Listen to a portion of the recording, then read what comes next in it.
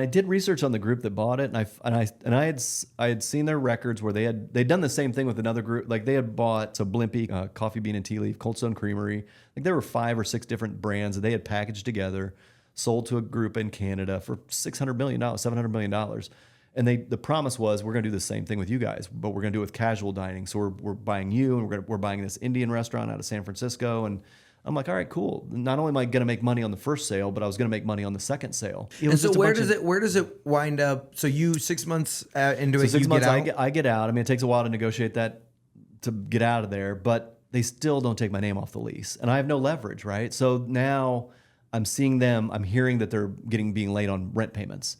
And I'm getting calls from landlords. I'm like, guys, not only do I not work for them anymore, I sold that company back in 16, and now this is 17, and now we're getting into 18. And I'm like... And so you personally are on the line for this PE firm's brand, Yeah. but it's like, and I'm sure the landlord's like, yeah, well, it says Scotty, and your name is Scotty. Right. Like, so in 18, they declare bankruptcy.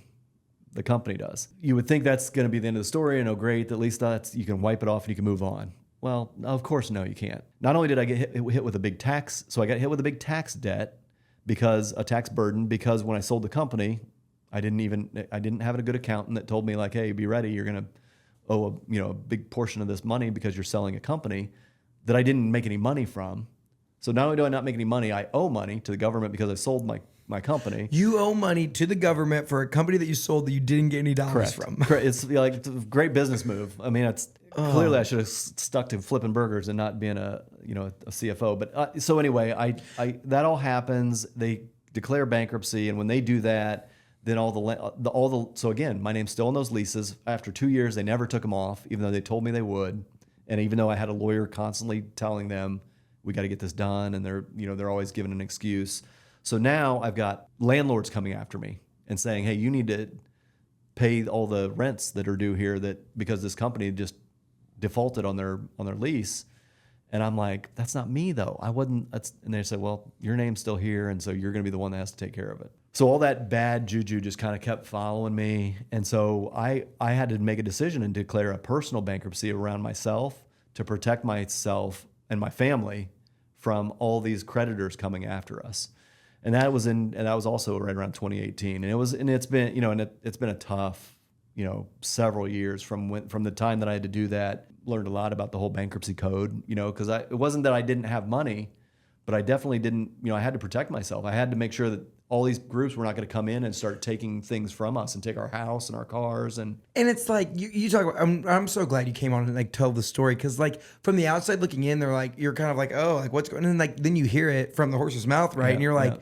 Oh man, like, yeah, that's not, to me, that's definitely not right, where it's like this group owns us, you're not even in the part of the restaurant anymore, and they don't take your name off these. And you said one of the leases, like you're talking about downtown Indy, I'm not sure if that's one, but like that's 35 G's a month. Yeah. Like you do the math on that, like, yeah, no shit, I don't want to pay, like, oh my gosh. So, I'm selling a restaurant, I make no money, I owe taxes, and now I got to claim personal bankruptcy. It's just, and of course, because I was the lightning rod and because I clearly sold a lot of papers for the IBJ, it was front page fodder again. I got to be on the front page of Scott and Amy Weiser declaring personal bankruptcy, right? That's not right away. That was after first the Scotty's Brewhouse story came out, and Scotty's Brewhouse declares declares bankruptcy. And then, several months later, then it's Scott and Amy Wise. And so I feel bad for my wife is being drug into this crap that I've created. My kids are now going to have to live around it, and people, I didn't want them to be bullied at school and hey, what's your dad doing? Why is he? I thought you guys were da-da-da. And so I had to have a good conversation with them, and I tried to flip it, and I've still to this day do with them. Money can be made and lost several times over a lifetime. I know it's embarrassing, and it's embarrassing for me as well, but it doesn't mean jack, man. I go, kids, what I want you to learn is that I've done this once before. I'll do it again. It'll take me a minute to brush off the dust, but I can either sit and cry about this and just wallow in pain and, oh, woe is me, and then what? What does that get me? Debt's going to continue to pile. Or I can make a move and a decision to say, all right, I made some bad choices. I made some bad decisions. Whatever I did, I've got to correct. I've got to learn from my history, and I've got to be better for it in the future. And I'm going to show you kids that if you work hard and you learn those lessons, that you can you can get yourself back into a good position.